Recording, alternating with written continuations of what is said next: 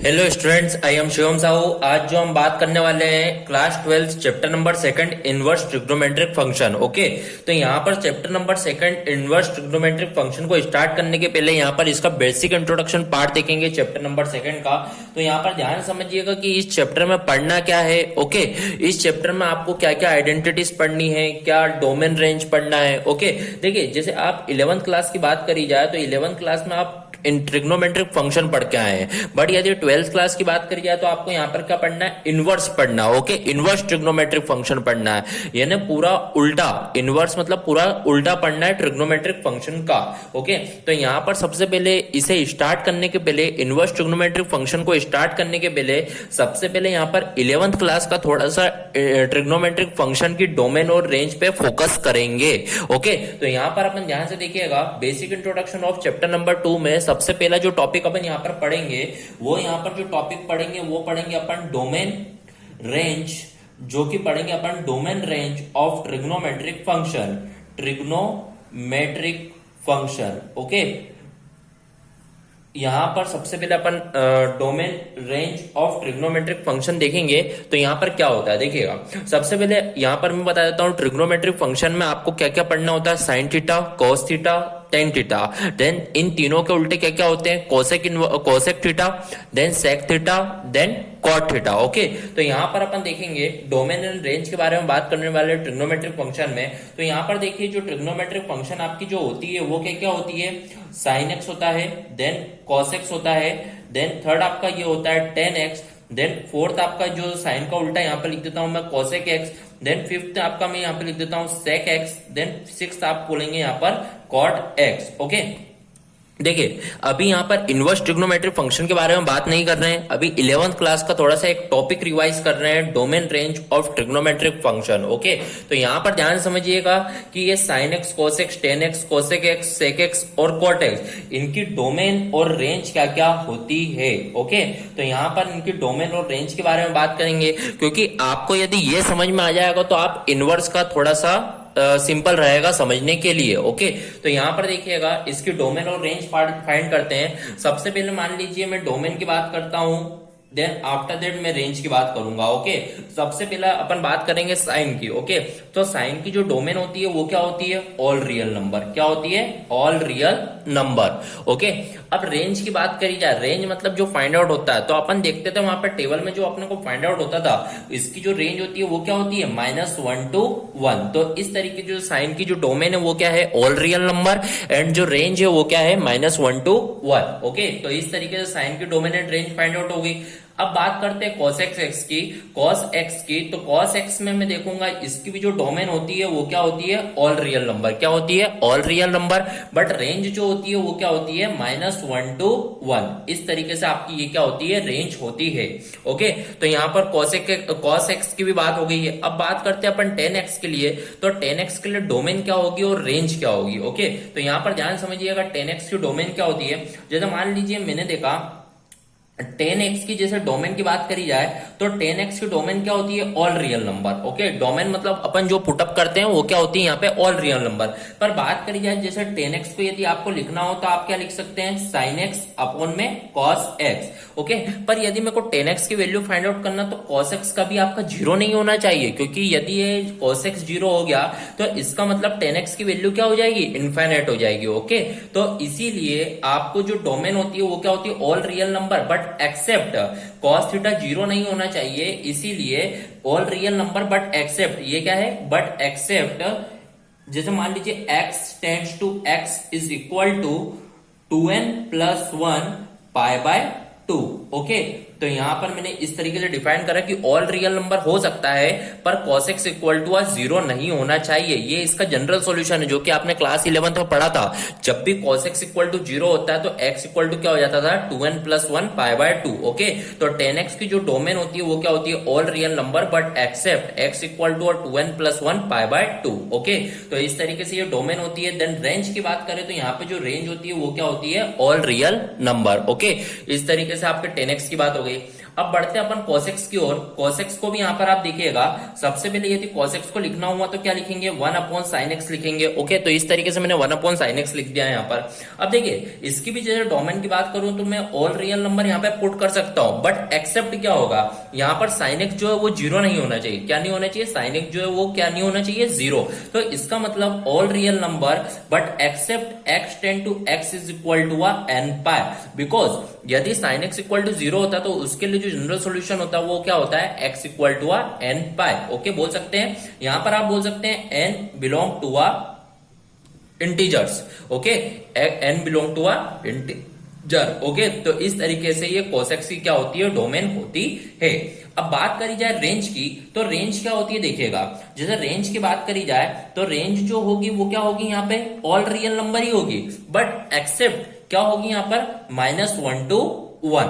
अब ये मैंने एक्सेप्ट -1 to 1 क्यों लिखा, क्योंकि यहाँ पे sin x की वैल्यू होना ही नहीं चाहिए। ओके, क्योंकि sin x की यदि जीरो हो जाएगा तो होता है cos x, मतलब क्या होता है, sin x का उल्टा, तो मतलब sin x की वैल्यू होंगी नहीं, इसलिए all real number accept -1 to 1। Okay, तो इस तरीके से ये cos x की डोमेन और रेंज होगी। ओके, बढ़ते हैं अपन नेक्स्ट sec x की ओर। यदि मैंने देखा sec x को यदि लिखना हुआ तो क्या लिखेंगे, 1/cos x लिखेंगे, तो cos x लिखेंगे। अब मैंने देखा इसकी डोमेन क्या होगी, तो आप देखिएगा इसकी जो डोमेन है वो क्या है, मान लीजिए ऑल रियल नंबर है, but except cos x zero नहीं होना चाहिए, इसीलिए यहां पर all real number except x tend to x equal to 2n+1 π/2। Okay, तो इस तरीके से यहाँ पे ये क्या होगी, आपकी डोमेन होगी। और रेंज की बात करी जाए तो रेंज जो होगी, मान लीजिए all real number but except -1 to 1, because sec x is a inverse of cos x। cos x की जो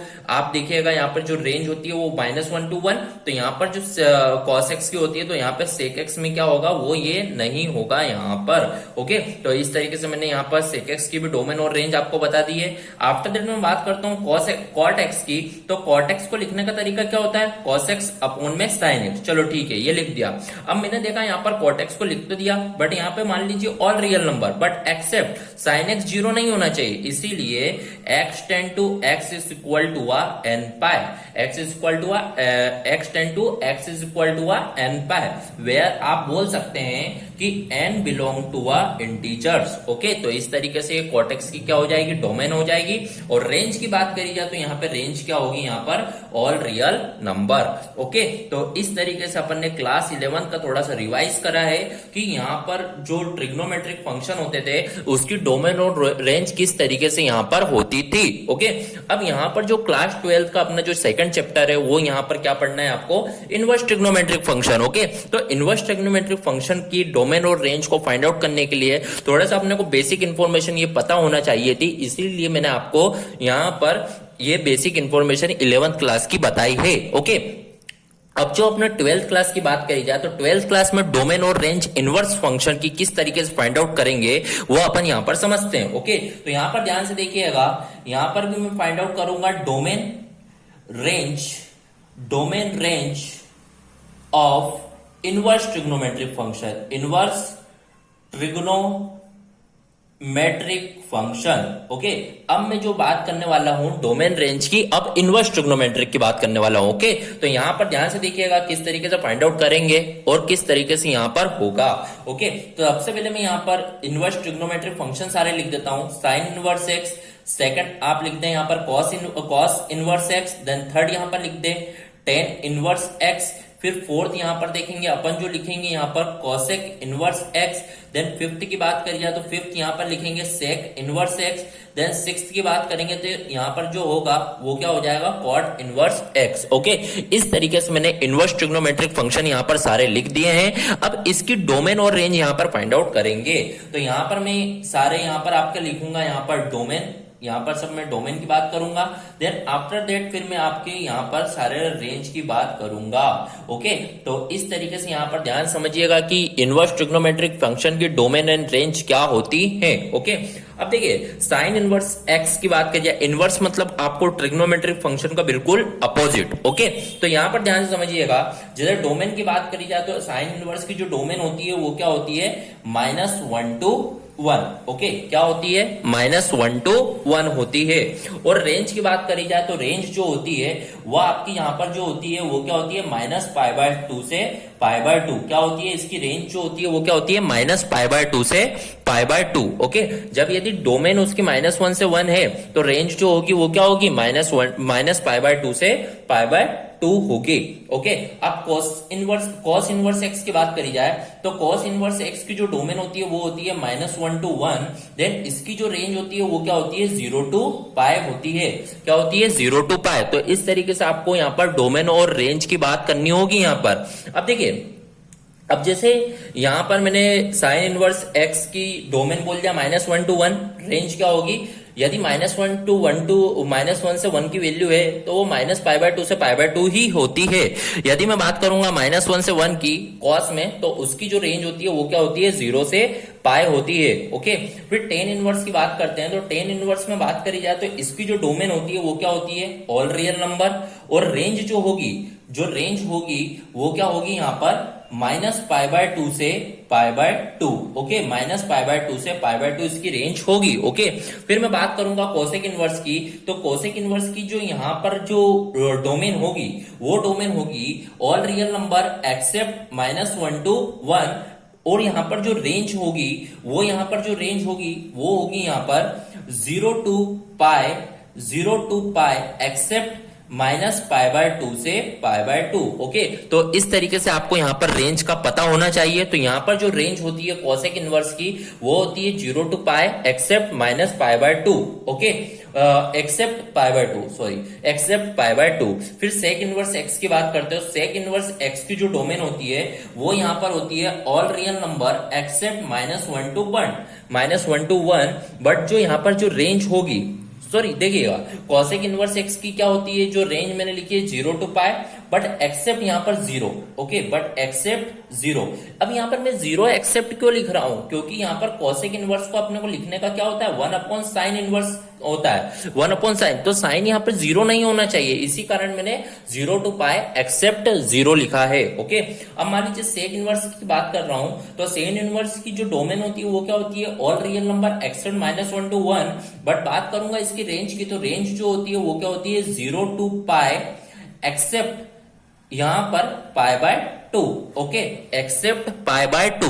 अब मैं यहां पर π/2 क्यों लिख रहा हूं, देखिए सेक इनवर्स को 1/cos लिख सकते हैं, ओके। अब यदि मैंने cos x की जगह वहां पे π/2 पुट करा तो cos π/2 मतलब वो क्या हो जाता है, 0, तो 1/0, सो वैल्यू इज इनफाइनाइट, सो यहां पर एक्सेप्ट क्या होता है, -π/2 होता है, ओके। अब कॉट इनवर्स x की बात करूंगा तो कॉट इनवर्स x की जो यहाँ पर जो डोमेन होगी वो क्या होती है, यहाँ पर आप ध्यान से देखिएगा, ऑल रियल नंबर, क्या होगी, ऑल रियल नंबर, बट जो रेंज होगी, जो रेंज है यहाँ पर, वो जो रेंज है यहाँ पर 0 to π है, ओके। तो इस तरीके से आपको इनवर्स की डोमेन और रेंज ये इस तरीके से यहाँ पर ये होती है, ओके। आपको ये सब पता होना चाहिए, ओके। तो इस तरीके से मैंने आपको डोमेन और रेंज का बारे में बता दिया, जो कि एक्सरसाइज 2.1 के लिए बहुत इंपॉर्टेंट है। तो आप इसे एक कॉपी में लिख लीजिएगा, जिससे आपको एक्सरसाइज 2.1 बहुत अच्छे से समझ में आएगी, ओके। फिर यहाँ पर थोड़ा सा एक सिंपल कंसेप्ट देख लीजिएगा, जो कि आपने 11th क्लास में पढ़कर रखा है, वो मैं आपको यहाँ पर एक चीज बता देता हूँ, वो क्या है, जो कि आपको आती होगी, ओके। तो यहाँ पर देख लीजिए, साइन माइनस थीटा जो होता है वो क्या होता है, माइनस साइन थीटा, पता ही होगा। देन कॉस माइनस थीटा जो होता है वो क्या होता है, positive cos theta. Then third यहाँ पर टेन माइनस थीटा जो होता है वो होता है -tan थीटा। देन फोर्थ की मैं बात कर रहा हूँ, कॉसेक माइनस थीटा जो होता है वो होता है -cosec थीटा। सेक की बात करी जाए, सेक माइनस थीटा जो होता है वो होता है पॉजिटिव सेक थीटा। देन फिर बात करूंगा मैं कॉट थीटा की, कॉट माइनस थीटा, तो ये जो होता है वो क्या होता है, -cot थीटा होता है। तो इस तरीके से ये थोड़ा सा मैंने इसीलिए बता दिया है क्योंकि 2.1 एक्सरसाइज में ये थोड़ा सा बेसिक यूज होगा, इसीलिए मैंने आपको यहाँ पर इस ये वाला जो टॉपिक है वो बता दिया है, बल्कि आपकी बुक में नहीं दिया हुआ है, ओके, पर ये मैंने बता दिया क्योंकि ये वाला टॉपिक आपका एक्सरसाइज 2.1 में यूज होगा, okay. So here our basic introduction of chapter 2 of exercise 2.1 is completed. If any doubt in this basic introduction part of this chapter 2 of exercise 2.1, then ask me and comment in a comment box, okay. Thank you.